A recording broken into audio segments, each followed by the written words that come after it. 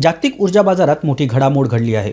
आंतरराष्ट्रीय ऊर्जा संस्था म्हणजेच IEAने इतिहासातील सर्वात मोठ्या प्रमाणात आपत्कालीन तेलसाठा बाजारात सोडण्याचा प्रस्ताव मांडला आहे।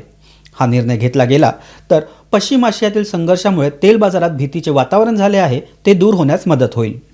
गेल्या काही दिवसात कच्च्या तेलाच्या किमतीमध्ये मोठी उसळी दिसून आली। पुरवठा खंडित होण्याची भीती वाढली होती। या पार्श्वभूमीवर बाजार स्थिर ठेवण्यासाठी IEA सदस्य देशांनी त्यांच्या स्ट्रॅटेजिक ऑइल रिझर्व्हमधून तेल सोडण्याचा विचार सुरू केला आहे।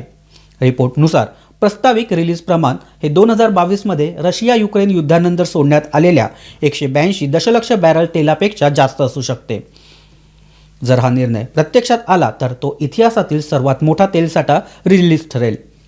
या बातमीचा परिणाम लगेच तेल बाजारावर देखील दिसून आला। यामुळे ब्रेंट क्रूडची किंमत घसरून ती $87 प्रति बॅरल इतकी झाली, तर WTI क्रूडने सुमारे $83 प्रति बॅरलच्या आसपास व्यवहार करत होता।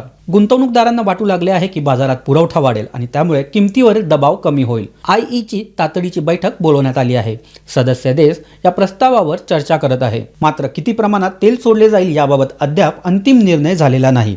तज्ज्ञांच्या मते हा निर्णय बाजारातील घबराट कमी करू शकतो, मात्र दीर्घकालीन स्थिरतेसाठी मध्य पूर्वेतील तणाव कमी होणे आवश्यक आहे।